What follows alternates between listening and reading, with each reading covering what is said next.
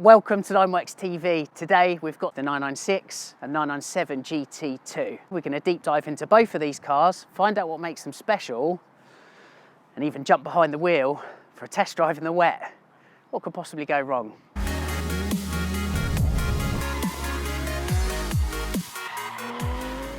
So I guess we should start by answering the question, what is a GT2? Well, simply put, it's an amalgamation really of GT3 componentry, so that's GT department, Weissach made motorsport car, with the 911 turbo platform. So you've got the turbochargers and the whacking great power that a 911 turbo will give you, melded with a GT3 focused motorsport chassis. And the other factors that make a GT2 special is stripping weight, lots of it, over the 911 turbo, and adding a shed load of performance as well.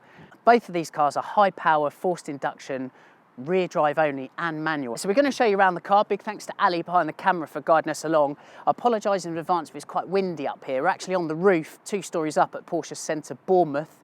It's Porsche Centre Bournemouth that has both of these cars for sale. Let's start with the 996, shall we, in order of chronology.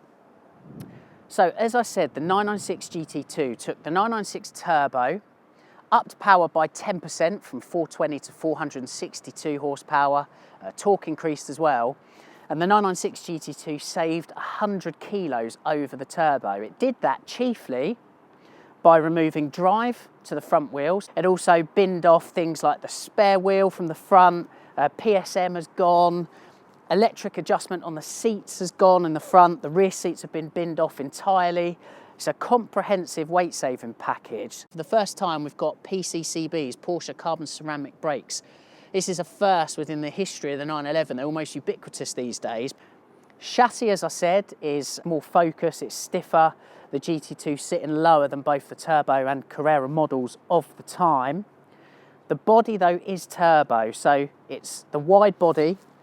It's got the side air intakes that the turbo is known for, feeding air directly into the intercoolers. Just want to show if Ali can, apologies for the rain, but we've got the larger air intakes on the front. So I think connoisseurs will notice that is sort of turbo styling with this large intake either side of the central intake. But yeah, with the GT2 they're wider, they're more pronounced. This has got a much larger central third radiator as well in there. So lots of grills in the front for air in. We've also got air out at the front as well with this cutout.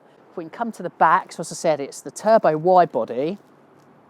The GT2 has ditched the turbo's active rear wing or spoiler, depending on what position it's in favour of this fixed rear wing, okay? Now what's clever about it is, in the uprights, you've got more air in, or more intake for the engine to guzzle up. The engine itself is a Metzger engine, so that's dry sumped, if you don't know what that means. Power uptick by 10%, as I said, it does that thanks to 2 larger turbochargers. Boost turned up from 0.85 bar maximum on the 996 turbo to 1 at full attack on the GT2, and a tweak of the ECU. So that's the GT2. I could just quickly show you inside. It's pretty basic, pretty Spartan in there, again feeding into this Weissach recipe. Super duper. So lightweight and performance. It's worth pointing out as well, these cars, they are Weissach cars, they're Porsche GT cars. The big difference really though between the GT2 and GT3 is the GT3 was built for racing, it was built for the GT3 race series. The GT2s were never raced, we'll touch on that a bit more later, but they are genuine Weissach cars. So that was the 996. Oh, and I do want to say, for geeks, there's a Gen 1 and a Gen 2 of 996 GT2. The Gen 1 is identifiable via these 5-spoke turbo-style wheels. That was for model years 2001 and 2002. The Gen 2 came along for 2003 and 2004, and they had the GT3's wheels. Power was upticked by around about 20-25 horsepower. Internals of the engine extensively reworked. I've covered that on a previous video. I'll drop a link here so you can see it. So that is the 996 GT2. Arriving in 2008 is the 997 GT2. This car has got major historical significance because it's the first 911 ever to hit 200 mile an hour as a top speed.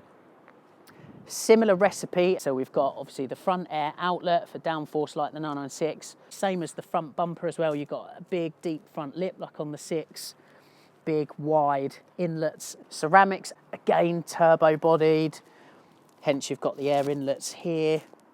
And then again at the back of the car, no active rear wing like the turbo, you've got the fixed rear wing with the air inlets on the uprights. So there's clear kind of lineage and homogeny in terms of GT2 styling that the 997 adopted alongside the 996. We'll dive into the power and everything else out on the road because it's just started to rain. It's a great day for a GT2 drive, isn't it? But that really is the GT2 recipe. Okay, then inside the 996 GT2, I'm really grateful to the guys at Porsche Centre Bournemouth for letting me do the road test of both of these, which are for sale through the Centre's Classic programme. Happy days, let's fire the car up. Actually, before I start this, I just want to talk about the footprint on this GT2 because it's pretty unique, particularly in reference to the tyres. So the rear tyres on this, spec-wise, is 315/30. Now, if you really know your stuff, you'll know that that is unique within the world of Porsche to the 996 GT2. At the time when this car was launched, it came with Cups Michelin tyres, okay? Cup 2s are now kind of de facto for GT cars. However, this car comes with the Michelin Pilot Sports in that unique size. And I think that's a good thing, particularly bearing in mind it's winter and the condition the roads are in. A little bit of geekery for you before we get going. So as I mentioned, I have driven a 996 GT2 before and done a video on it, solely dedicated to that car, in fact. I'll pop a link here so you can see it, because a lot of the intricacies of the 996 GT2 generally I cover in great detail there.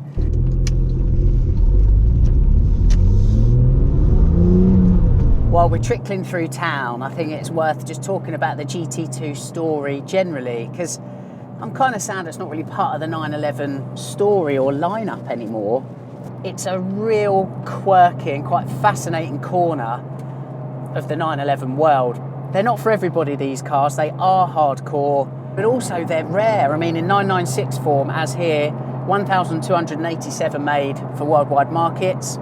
That's it. 108 C16 UK specification like this one. That was over 4 production years, so really 25 cars a year. The 997 is even rarer, 1,242 of them made over 2 production years, 08 and 09. In the UK there were 60 of these cars, 32 made in 2008, 28 in 2009. It's a super rare car. You may not know a lot about the GT2, probably because you don't see them on the road, and also again because there aren't any GT2s within the modern 911 lineup. Yeah, I don't know, you may not even understand the concept, but here we are, it's my job to tell you, I guess.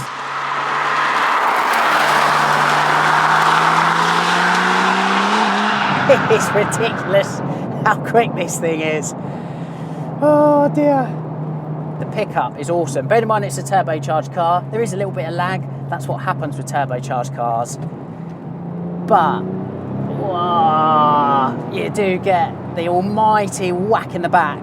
It reminds me of old school 930s actually, in the way that power builds,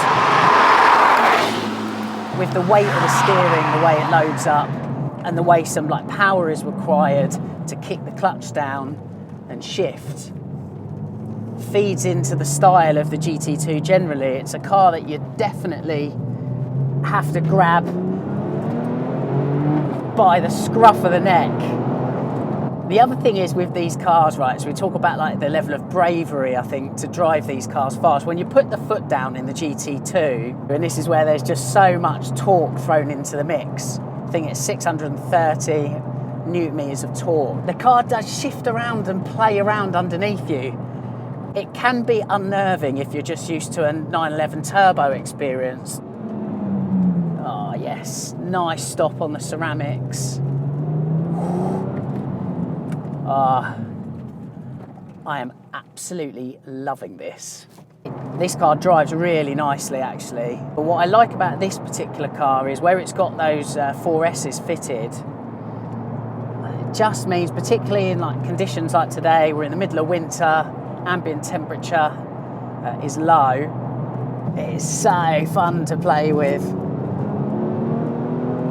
The ceramics are brilliant, actually. I mentioned earlier in the video, first time the ceramics were standard equipment on a 911 was on the 996 GT2. They give a different feel. Like ceramics today, they're so clinical. You know, pedal travel is millimeters and it will bring the car to a halt. With this, there's a little bit more pedal swing, but lots of feel. I mean, completely stand up to the job of bringing this rocket to a stop. So that's the 996 GT2. It's a car that definitely wears its heart on its sleeve. It's a car that's unashamedly pointed firmly in the direction of performance. It's a car that serves up high drama and real occasion to the drive. Time then to find out how the GT2 story has evolved and expanded with the 997 that followed. The wonders of Apple CarPlay in a 997 Gen 1. All thanks to Porsche Classic. To be honest, during my walk around of this car, I probably underclubbed high historical significance, really, that in terms of manual cars, there are 3 911s to hit 200 mile an hour. And this is one of them. Alongside the 911R and the 997 GT2 RS, that's it. And this one was the first. So that really does show just how much pedigree this car has got. Some grand things looking ahead of me in the GT2, and again, just where the couple more details are instilled in this car. The speedo has increased from 200 to 225 mile an hour, because obviously 204 is the top speed. And then the digital section of the centre dial, the tacho, it says 1.4 bar, that's, you know, the maximum on this. So you can tell things have been tickled up over the 6. This particular car, again, for sale at Porsche Bournemouth, 16,911 miles on the clock. It feels brand new. It's completely unblemished inside and out.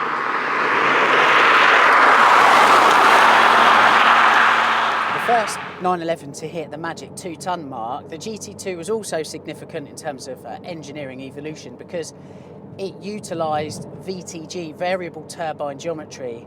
It was debuted on the 997 Turbo, on which this car is based. But this was the second car to use it. And as I've mentioned in previous videos, variable turbine geometry basically means the vanes in the turbochargers are active. They open and close. And what that does in real world terms is reduces lag at lower RPMs while still giving you an almighty whack of power at the top. So just reduces that Jekyll and Hyde nature that forced induction 911s were known for years, in fact. And that VTG, I think, has a significant impact on how this GT2 drives, and here's why. See, the thing is, and I've mentioned this slightly in previous videos, the 997 GT range, generally over the 996, yes, there are evolutions in terms of engineering, but really the big difference is there's an extra layer of refinement engineered into 997 generation GT cars. So with the 996 GT2 behind me, that really is on or off. And when you're fully on in that car, it's very extreme, very raw. With this, there's a nice kind of middle to that sandwich. And it actually increases, therefore, the usability of the car and the comfort and practicality, if you can associate, if you can call it that, associated with these cars. So already I'm noticing with the 997 GT2, the chassis and the way it rides is a lot more supple compared to the 996. And again, another evolution of that is the presence of PASM. So down here you've got Porsche Active Suspension Management button that you can toggle on and off. So you can firm the chassis up or soften it off. And again, that definitely, and you can really feel that, you probably won't be able to on the camera, but I can certainly feel that. That's noticeably stiffer. So again, gives that kind of bandwidth, increases the bandwidth in terms of dexterity of this car that car just doesn't have. With power going to the rear wheels, a significant development with the 997 is this is the only 997.1 GT product where Porsche has put PSM back in. So with the 6, they quite famously took it out. This car famously has gone back in. Jesus wept, man. Oh, I'm grateful this has been re-tarmacked. Bit of grip. Oh. And the outside really does whiz past very quickly. This thing is fast, and although it's more refined than the 996 GT2, don't get that confused for thinking this thing is docile, because it is not. 530 horsepower delivered higher up the rev range than the 996. It's at 6.5 grand, not 5.5 here. The chassis is still moving around and the car's shifting around underneath me. It's still a brute, but with a bit more of a softer side in places, and I do quite like that. Again, the delivery of the power is more sophisticated than the GT2 996. That really is just a full wallop when you get past 4,000 RPM. But with this, again, there's just a bit more sophistication, a bit more build to it, which I guess helps in terms of predictability. And yes, a GT2 isn't quite the precision instrument of a GT3. It's not got that scalpel knife kind of performance in the way it steers and the way it accelerates, but it's a very different beast. For me, as I said, there's somewhere, hopefully within my future, but if not, certainly within my fantasy garage for a GT2, because it's so quirky. And I think, you know, if you're at a Cars and Coffee, you turn up and you see a GT2 there, I just think whoever's driven that car has had probably the most entertaining drive. I just love these GT2s. If I was to pick one, which would I take? I think it would be the 997. Its performance, again, just the bandwidth is increased over the 996, which by comparison, I mean, it's a real event to drive, but it's probably a little bit more one-dimensional. The reality is both the 996 and 997 GT2 are brilliant, offering manual, mechanical thrills in a high-performance package, both playing, of course, a big part in the 911 story and evolution. Thanks for watching 9works TV. Don't forget to subscribe and turn on notifications for more awesome content dedicated to Porsche. And we'll catch you next time.